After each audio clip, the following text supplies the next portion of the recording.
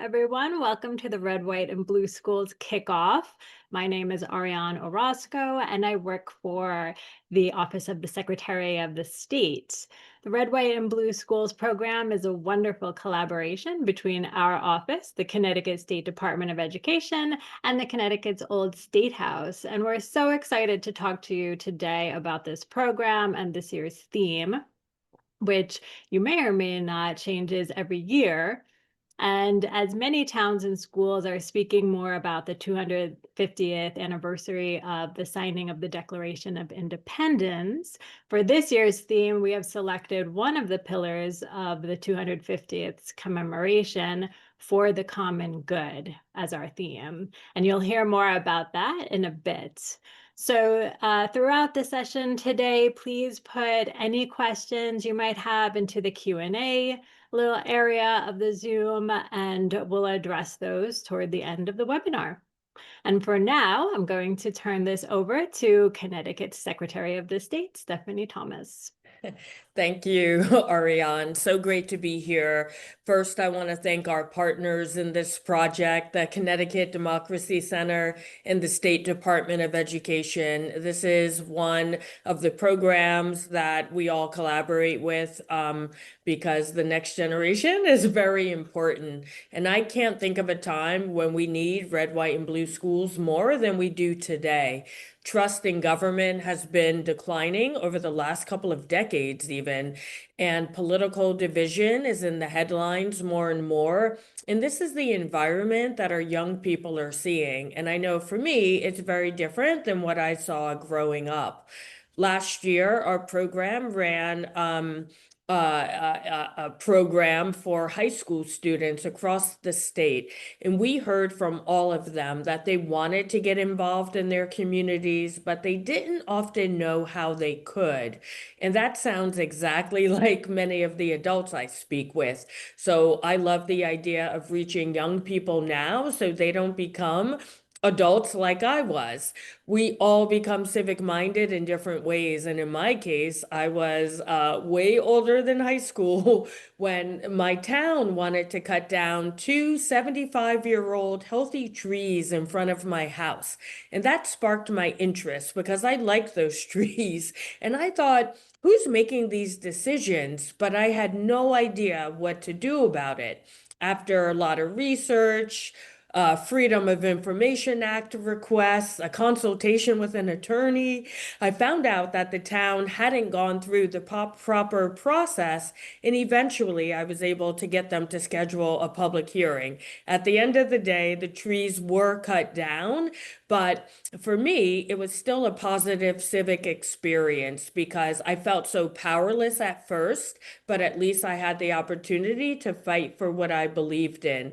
And that feeling is what I would like all people across Connecticut to have, a sense of agency that they have control over their own environment and can work with government and their communities to create the world that they want to see. One great example that came to mind of red, white, and blue school participants last year, the Stonington Middle School, their project had them working directly with several departments across town. They had a chance to sit down with their first selectmen, their police, the parks and recreation, and many other town agencies to find out exactly what those agencies do, how their town is organized. They asked a lot of great questions, and at the end of the day, they walked around with a really good feeling about how local government works. And projects like this are what makes red, white, and blue schools great. And this year's theme for the common good is really about how we take care of the things that we all share, our communities, our public spaces, and our relationships with one another. So I wish I could travel to every school to share this message, but I can't. But you have a chance starting right there in your classroom to teach the next generation what their civic involvement might look like, how they can change things and make a difference. So I hope you'll join us and be part of Red, White, and Blue Schools this year. I know it's been a blast for us to be involved. So I thank you in advance for your leadership. Thanks, Ariane. Back to you. Thank you, Secretary Thomas. And now I will turn it over to the Executive Director of the Connecticut Democracy Center at the Old State House, Sally Whipple. Thank you very much, Ariane. It is a pleasure for us to be a part of this partnership with Red, White, and Blue Schools.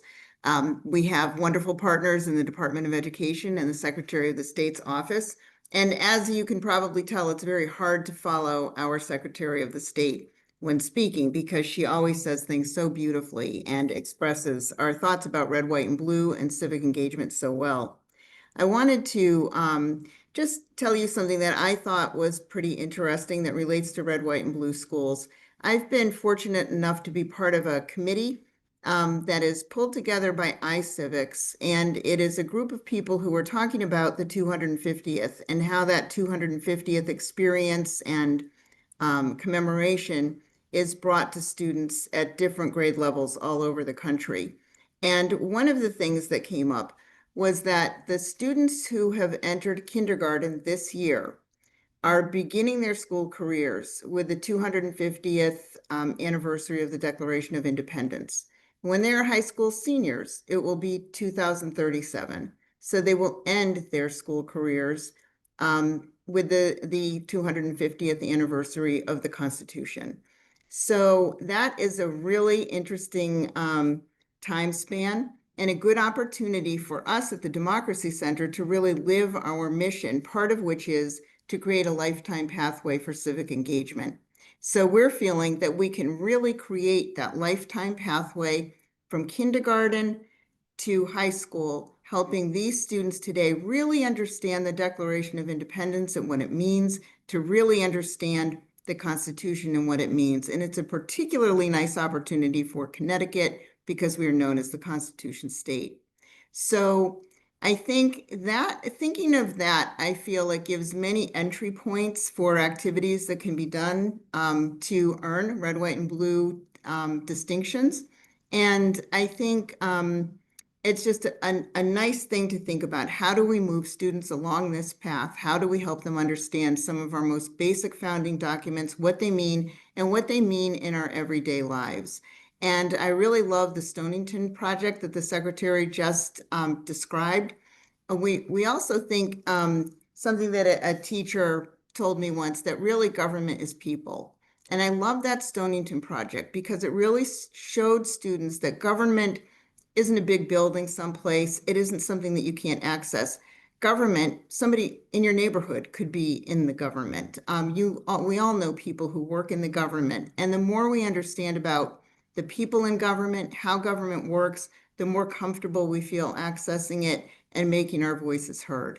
And I think that that kind of experience for students is the kind of things that really helps them live the values and ideals of the Declaration of Independence and the US Constitution.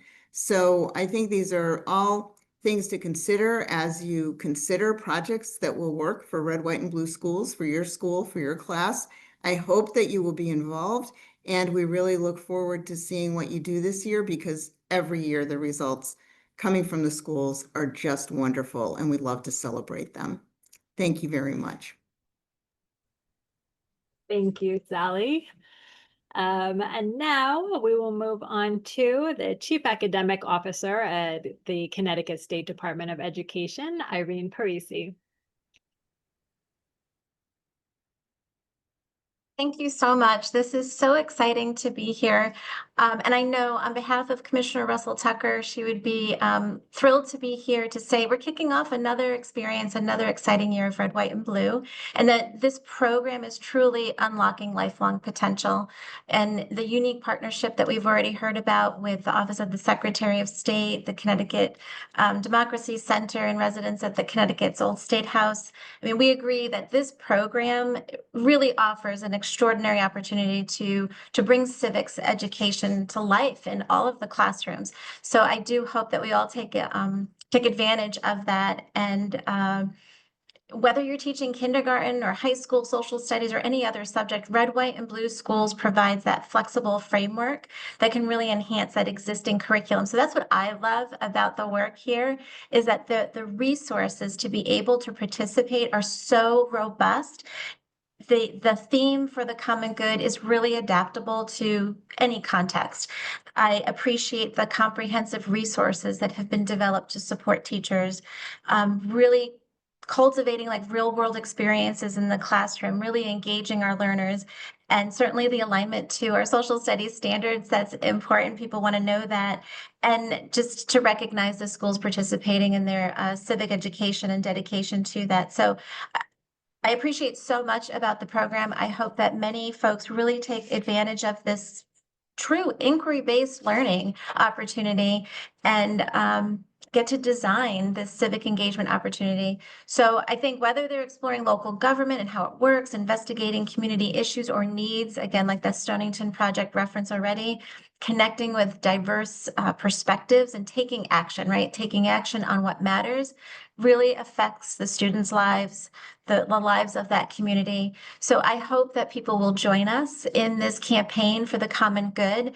And I think together we're going to be able to ensure that every Connecticut student develops the knowledge, the skills, the civic virtues that are really necessary to participate fully in our democratic society. So once again, on behalf of Commissioner Russell Tucker, the State Department of Education, thank you for this partnership, and let's do this. Thank you so much, Irene. So now we've asked a very special guest to join us for this year's kickoff, given our theme. We're so excited to have with us Connecticut State Librarian, Deborah Schander. Thank you so much, Ariane. And good afternoon, everybody. I am really so pleased, as others have said, to be joining you for the kickoff this afternoon.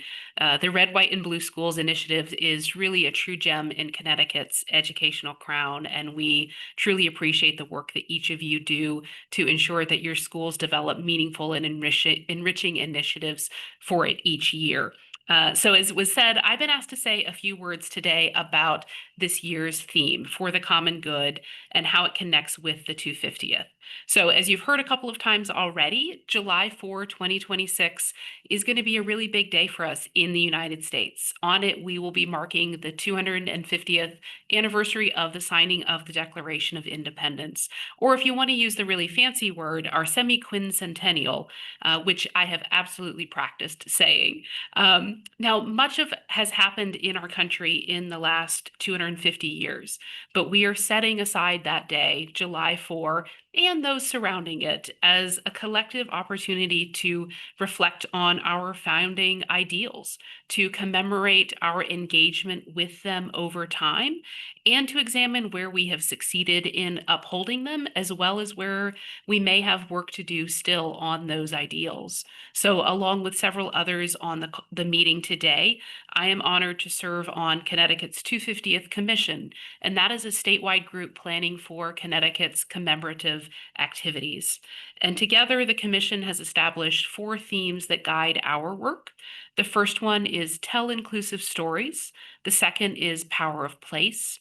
3 is Doing History, and 4 is For the Common Good.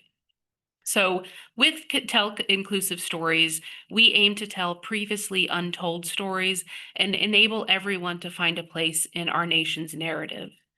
For the Power of Place, we're embracing Connecticut's many towns and cities, tribes, and countless communities, along with each of their unique identities and contributions. For Doing History, we're inviting everyone to actively participate in the process of doing history as we become more comfortable with ambiguous, contested, and often evolving natures that we find within our own histories. And then finally, for the common good, we're using this pillar to encourage civic engagement for everyone as we are continuing to build our communities, state, and nation together and for everyone. So Red, White, and Blue Schools has, of course, selected For the Common Good for its theme this year, too, focusing in particular on the contributions that schools can make to the shared welfare of their local communities. And we've heard that phrase a couple of times, for the common good. But what does that actually mean? And how does that program connect with the 250th? So, as I used to tell my own students, those are some pretty good questions, and we'll dive in a little bit deeper. Unfortunately, there is no one source or definition of the phrase for the common good. It's an idea that has developed over time, and it remains one of those nebulous concepts that we define for ourselves. So if you ask Benjamin Franklin or John Adams or some of the other founding fathers, they would probably point to Aristotle and others as the source of that idea, though. The idea that we all operate in relationship with each other and that the role of government is to meet collective needs for the betterment of everyone. Now, that is what they may have said. Personally, I came to understand this idea through a slightly different source, pop culture. In the cinematic classic Star Trek II, The Wrath of Khan, we are introduced to a Vulcan philosophy. The needs of the many outweigh the needs of the few. Now, Vulcans are known for eschewing emotion in favor of logic. And for them, of course, it's logical that a collective or common good is preferable to one that favors the individual. Public schools, parks, libraries, transportation, national defense, and our legal system are all examples of institutions that we have developed to enrich and better the lives of everyone. Why? Because we are better together. We recognize that this is our right and responsibility as citizens, and we give something of ourselves so that all can prosper. And as educators, you introduce your students to projects and ideas that illustrate these systems and values. And by doing so, you are carrying on the long tradition and values established by our nation's founders and their successors. But as the Star Trek 2, 3, and 4 trilogy also demonstrates, there can be tension between that focus on the common good that benefits all and the rights and wishes of an individual. Some will ask, when is it appropriate to place the one above the many? And how do we navigate a world in which it feels like that is now the prevailing approach? As we heard earlier, we feel like we live in such a myopic world these days. We look at short-term impact within a narrow field of vision. But the reality is that there are very, very few matters that are actually black and white. We as a society are in a place where we're having to relearn how to navigate the gray areas of life.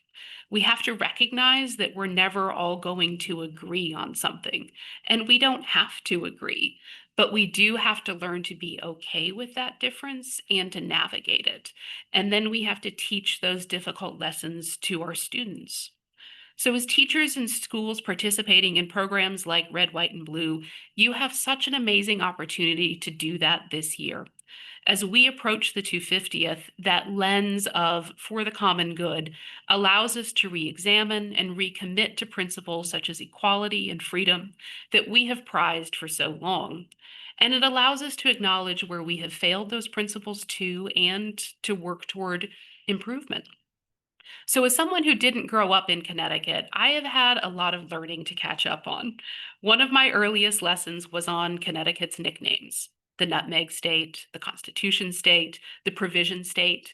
Some of you probably teach your student that the Provision State is a phrase that comes from the Revolutionary era. At a time when supplies and food were desperately needed, Governor Trumbull ensured that Connecticut met that call. It gave of its individual stores so that the common cause of all states could advance. So as you think about it, are there projects for your students that can honor that original legacy today? What is a provision today, and who needs them that your classes might be able to help? Or perhaps you are drawn to the story of Mary Catherine Goddard, a New London native who became a printer in Baltimore. When the Continental Congress decided to send copies of the Declaration out to each state, she was selected as the printer, becoming the only woman whose name appears on that historic document. What lessons in communication and the sharing of information and knowledge can your students apply in their communities today? You may have also noticed that when I started talking, talked about how we are commemorating the 250th here in Connecticut, as opposed to celebrating it. Now, will there be celebration amidst our activities? Absolutely. I know I love a good fireworks show.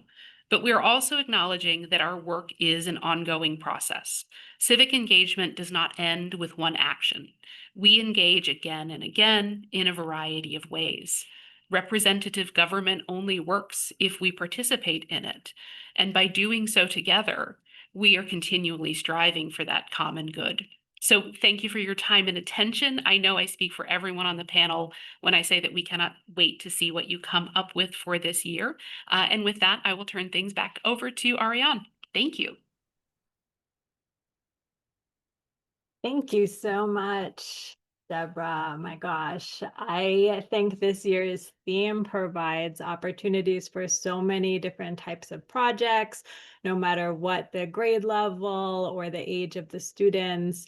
I can only imagine the great conversations the students will be having, the great interactions they'll have with people out in their broader communities, and the actions they'll be inspired to take. Let me just take one look to see if we have any questions. We do have a few questions if you'd like. Okay. Okay, so when is this year's Red, White, and Blue Schools submission deadline? The deadline is Friday, April 24th. So there is plenty of time to discuss project ideas with students, to actually perform the projects, and to send in your submissions. So yes, Friday, April 24th is this year's deadline. And is the application currently available? Yes, the application is online. The website, I believe it's in the chat, but it is rwbschools.org. And all of the details about the program can be found on the site. The rubrics are uploaded. The application is uploaded. And there's a little bit more information about the theme and some resources that could be helpful to you as well. Excellent. Another question that came in, how does the annual theme specifically shape the activities and then the expectations for what you submit? So we are asking that the activities that are submitted in the application do have to do with the theme. But I do think that the theme is pretty broad, where there could be many different types of projects and activities that would apply. I'm sure, many schools are already planning projects, activities having to do with the 250th anniversary. So I think a lot of what's probably already being planned will apply. But what we are planning is another webinar at the beginning of 2026, where we'll kind of go into depth on some project ideas that hopefully will also inspire teachers for their projects. So I hope that you'll keep an eye out for emails to come about our next webinar. Excellent. And kind of to build on that, one of the other questions we received was, are there examples of successful projects, which it'll be at that webinar in 2026. But I'll just also add in that past winners or the outstanding project submissions are on the website. So if you're looking for examples of how certain projects aligned well with that year's theme, rwbschools.org has those examples from recent years. Yeah, and I would say that's probably the number one question we get from teachers is, what are the types of projects that would apply? And it's so broad from students who groups of students who participate in History Day or maybe mock trial, students who might take a field trip to the Capitol or to a specific historic site, students who have projects like Secretary Thomas mentioned, where they're actually working to get something accomplished in their community. These are perhaps the greatest examples of the more outstanding schools that have come through. Are where the students are actually taking the lead. They have ideas, they have things they want to do in the community. They're reaching out to community members, elected officials, whoever they need to, and figuring out who those people are in order to get that project done. So we really love to see when the projects are student-led and when there's a great interaction between the students and people outside of their schools. Excellent.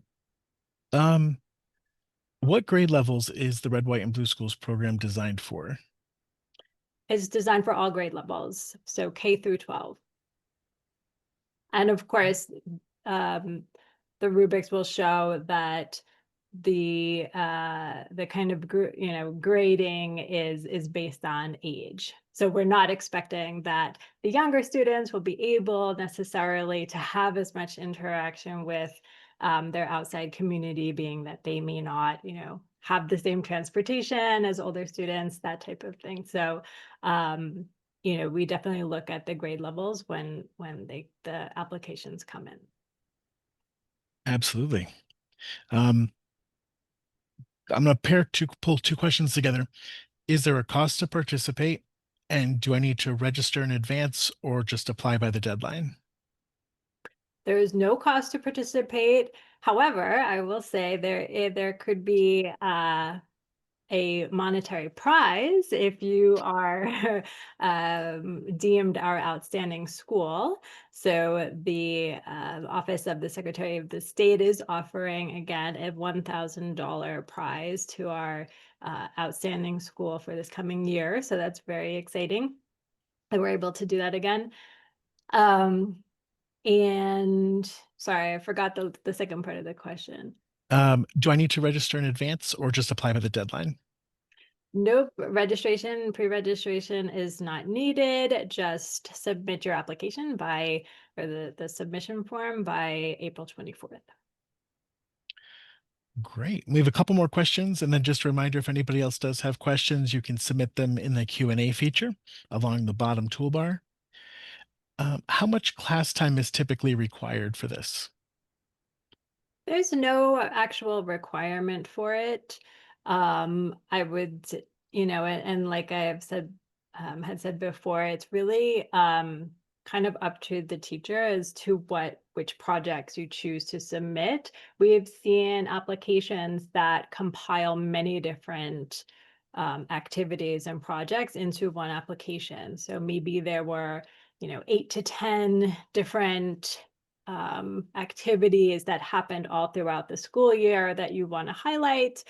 We've also seen schools who submit just one project, but it was very elaborate and it really, spoke to the theme. So, we've seen, many different ways of submitting, and that's really, I think, a great benefit of this program is it's flexible.